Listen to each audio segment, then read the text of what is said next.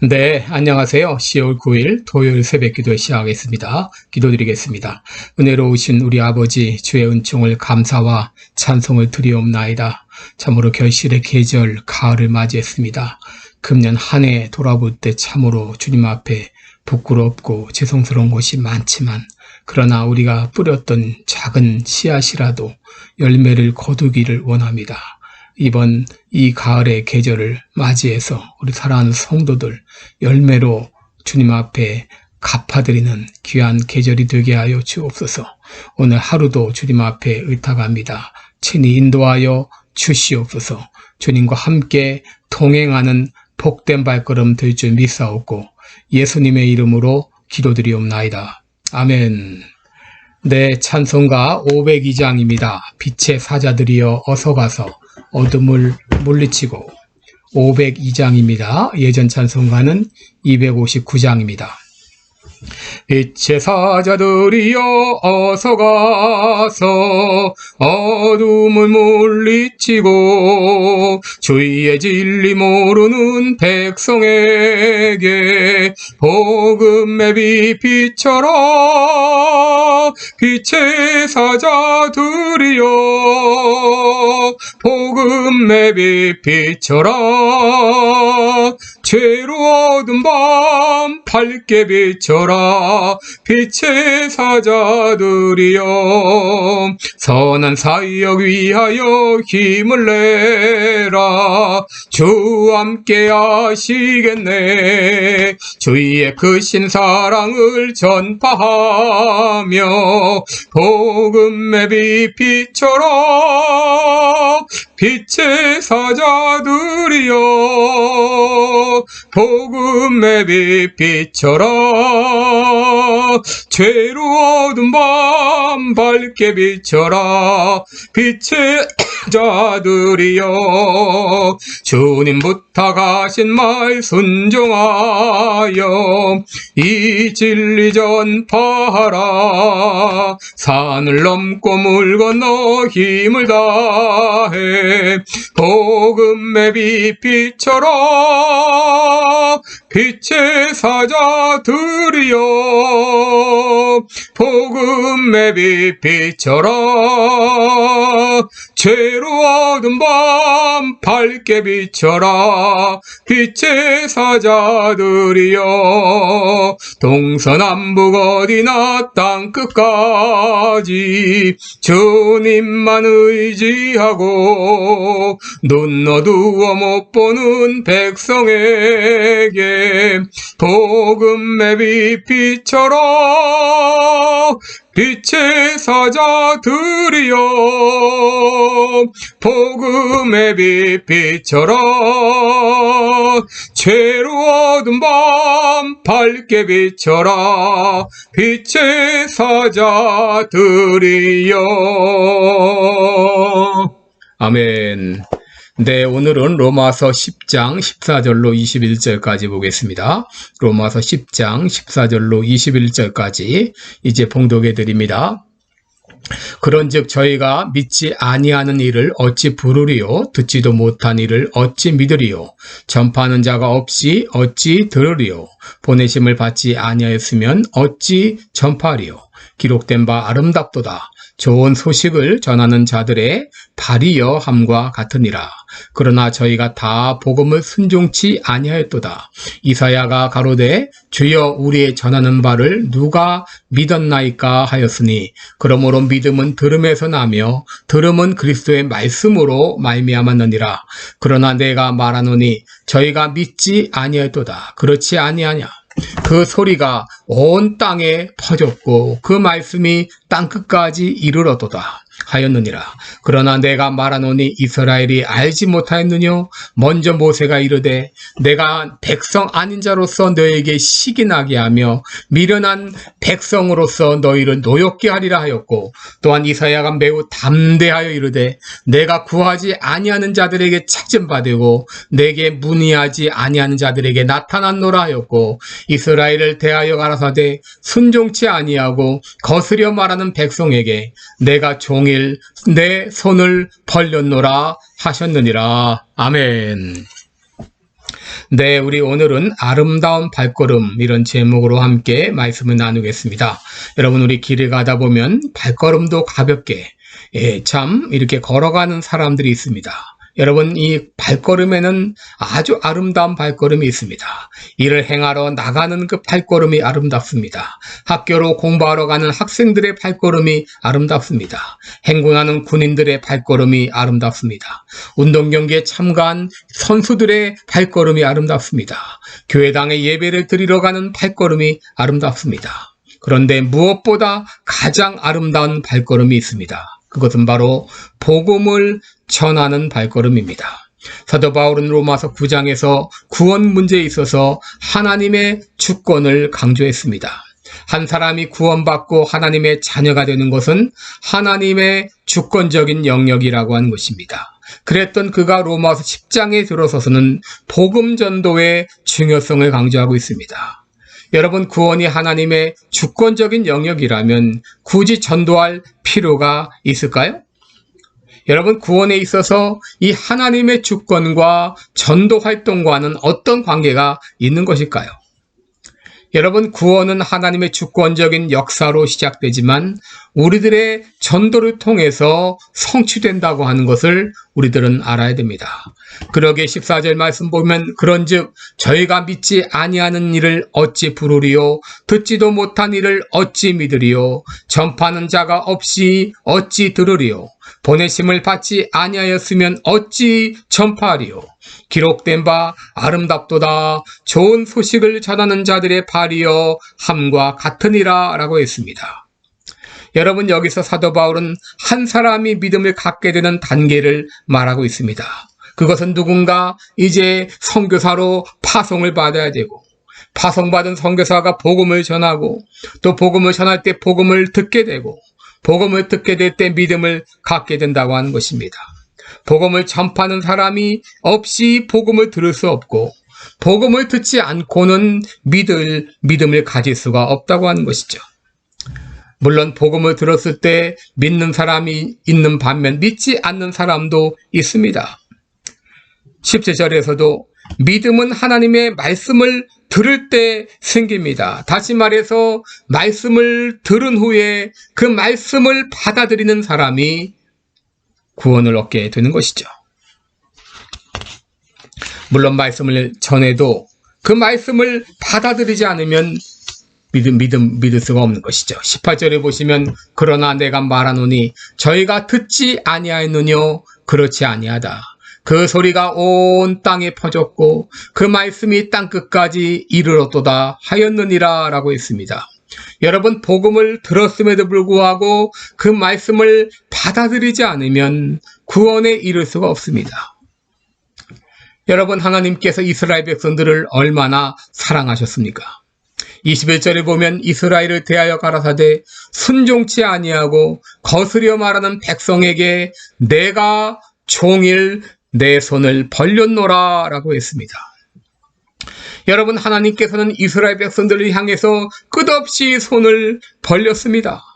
마치 거지가 동냥하는 것처럼 동냥을 받을 그때까지 손을 벌리는 것처럼 하나님께서 이스라엘 백성들을 향하여 그렇게 손을 벌렸다고 하는 것이죠. 그럼에도 이스라엘 백성들은 끝까지 하나님의 말씀을 불순종하고 거절했습니다. 그 결과 하나님의 구원의 역사가 유대인에서 이방인으로 옮겨가게 된 것입니다. 19절에 보시면 그러나 내가 말하노니 이스라엘이 알지 못하였느뇨 먼저 모세가 이르되 내가 백성 아닌 자로서 너희에게 시기나게 하며 미련한 백성으로서 너희를 노엽게 하리라 하였고 라고 했습니다. 여러분, 여기 백성 아닌 자는 이방인들을 말합니다. 미련한 백성 역시 이방인들을 말합니다. 하나님께서 이방인들을 구원하시는 것을 통해서 이스라엘로 시기나게 하고 노엽게 만든다고 하는 것입니다. 여러분, 서울 인사동에 가게 되면 승동교회라고 있는데 여러분, 이 인사동이 그 승동교회가 있는 인사동, 이 사자가 절사자입니다. 인사동은 원래 절이 많은 동네입니다. 거기다가 이 절도 많고 승려들도 많기 때문에 그 인사동을 다른 말로 승동이라 그렇게 부르기도 했습니다. 바로 인사동 승동에 교회가 세워졌습니다. 그때 교회를 세우고 교회 이름을 승동교회라고 졌는데 그곳에 승려들이 많기 때문에 있는 그 승동이 아니라 이길 승자, 바로 이 절이 있고 그리고 성녀들이 많은 그곳에 교회가 세워졌다. 이것은 영적인 승리를 의미한다고 하는 그런 이길 승자 승동교회라고 이름을 짓게 된 것이죠. 그런데 이 승동교회의 사를 보게 되면 승동교회는 토마스 무어 선교사에 의해서 설립이 되었는데 무어 선교사는 주로 곤당골이라는 곳에 가서 전도를 했습니다. 지금 롯데백화점이 있는 곳입니다. 그런데 그것은 원래 백정들이 살던 곳이었습니다. 백정들이 많이 사는 곳입니다. 그곳에 가서 이 무어 선교사가 전도하는 가운데 거기서 박봉출이라는 아이를 만나게 되었고 그를 통해서 그의 아버지 박성춘 씨가 교회에 나오게 되었는데 이 백정이었습니다. 이 백정이었던 박성춘 씨가 예수 믿고 교회에 나오게 되었고 그리고 나중에 그 교회 장로가 되었습니다. 그리고 그의 아들 봉출이는 나중에 이름을 서양이라고 바꿨습니다. 서양, 박서양이라고 했어요. 왜냐하면 서양 사람들에게 너무 많은 사랑을 받았기 때문에 이름을 개명을 했습니다. 박서양으로. 그런데 이 박서양이 나중에 세브란스 의학 전문학교 제1회 졸업생이 되고 우리나라 최초의 외과 의사가 되었어요. 여러분, 이렇게 백정 신분이 교회에 나가서 장로가 되고 또 백정의 아들이 외과 의사가 되니 이렇게 되니까 그동안 양반인내 하면서 교회 나가지 않던 사람들의 그 마음에 시기심이 나게 되고 그들도 결국 교회에 나오게 되었다는 것이죠. 이처럼 하나님께서 이방인이 구원받고 이방인이 복받는 것을 보고 유대인으로 시기나게 하셨다고 하는 것이죠. 20절을 보시면 또한 이사야가 매우 담대하여 이르되 내가 구하지 아니하는 자들에게 찾은 바 되고 내게 문의하지 아니하는 자들에게 나타났노라 했는데 여러분, 여기 나오는 구하지 아니하는 자, 문의하지 아니하는 자는 이방인들을 말합니다. 유대인들이 하나님의 그 은혜와 사랑을 거절함으로 결국 그 구원이 이방인에게 넘어가게 되었다는 것이죠. 그런데 이런 구원의 역사가 어떻게 일어나게 되는가? 여러분, 전파하는 자가 없이 복음을 들을 수 없고 복음을 듣지 않고는 믿음을 가질 수 없게 되므로 바로 우리의 복음 전파를 통해서 사람들이 믿음을 갖게 된다고 하는 것이죠. 그래서 사도 바울은 바로 이사야 말씀을 인용해서 복음 전하는 자들의 발길이 아름답다고 한 것입니다. 며칠 전 조지아라는 나라에서 사역하시던 정종옥 선교사님이 코로나 확진 판정을 받고 주님의 부르심을 받았습니다. 여러분, 요즘 코로나 기간으로 인해서 선교지에 가지 못하기 때문에 고국에 나와 있는 선교사님들이 많이 계신데 그들이 많이 힘듭니다. 왜냐하면 무엇보다 거처가 마땅치 않아서 고생하고 또 교회마다 선교사님들을 요즘 환영하는 분위기가 아닙니다. 그런데 선교사님들은 선교지에 가고 싶어도 비자가 나오지 않아 가지 못합니다. 그런 사람들이 많습니다. 그런데 이번에 정정옥 선교사님은 극적으로 비자가 나와서 비자가 나오자마자 비행기를 3번이나 갈아타는 고생 끝에 현지 조지아에 도착을 했습니다. 현지에 도착했지만 요즘 코로나 기간이기 때문에 또 코로나 확진 음성 판정을 받아야 되고 이 검사를 받아야 되고 그리고 호텔에 이제 같은데 거기다 가둬놓고 문을 밖에서 잠가버립니다. 안에서 나오지 못하게. 문을 열어줄 때까지 나오지 못하는 거예요. 이번에 선교지로 돌아가려고 할 때 아들을 비롯해서 많은 사람들이 만류했습니다. 아직도 코로나가 번져 있고 그 백신 접종을 다 마친 다음에 가면 어떻겠냐고 그렇게 얘기를 했지만 그는 더 이상 기다릴 수가 없었습니다. 선교지에 가기 전 자신은 죽을 것을 각오하고 나의 달려갈 길과 주 예수께 받은 사명, 즉 하나님의 그 말씀을 증거하는 일을 마치려 하면은 나의 생명도 조금도 귀한 것으로 여기지 않겠다 하면서 선교지로 간 것입니다. 그런데 선교지에 간 지 얼마 안 되어서 코로나 확진 판정을 받고 결국은 이 땅을 떠나게 되었습니다. 여러분, 오늘날 우리들이 예수님을 믿게 된 거 누군가 나에게 복음을 전해 주었기 때문입니다. 100여 년 전 이 조선 땅은 그야말로 복음의 황무지였습니다. 그러나 수많은 선교사님들이 자신의 고국을 떠나 안락한 생활을 포기하고 죽음을 각오하고 복음을 전했기 때문에 오늘날 우리들에게도 복음이 전해지게 된 것이죠. 여러분, 이 놀라운 사실을 우리가 알고 있다면 이제 우리도 복음을 전하는 삶을 살아야 되겠습니다. 우리가 멀리 나가서 이방 사람에게 복음을 전하지는 못할지라도 이제 우리 근처에 가까운 가족, 이웃, 친지로부터 시작해서 복음을 전해야 되겠습니다. 여러분, 누군가 살 길이 있는데 그 살 길을 모르고 죽음을 향해서 가고 있다고 하게 되면 여러분이 그것을 알고 있다면 어떻게 하겠습니까? 그 사람으로 향하여 죽음의 길을 가도록 막을 것입니다. 그 살 길로 인도하실 것입니다. 여러분, 구원도 마찬가지입니다. 여러분, 육신의 생명은 길어야 100년 안짝입니다. 그러나 영원한 생명은 영원까지 계속됩니다. 만약에 누군가가 예수님을 믿지 않음으로 아는 채 이 땅을 떠나게 되면 그는 영원히 멸망을 당하게 됩니다. 그 사람이 여러분의 가족이 될 수도 있고 여러분의 친구가 될 수도 있고 여러분의 친척이 될 수도 있습니다. 그 사람들이 지금 살 길이 있는데, 생명의 길이 있는데 그것을 마다하고 죽음의 길을 향해 간다고 하게 되면, 여러분, 그냥 두게 되면, 그것을 여러분이 전도하지 않게 되면 하나님께서는 그 책임을 우리들에게 묻겠다고 말씀하셨어요. 여러분, 지금도 많은 사람들이 영적 죽음 상태에 있습니다. 여러분, 우리들은 그들을 깨워야 되겠습니다.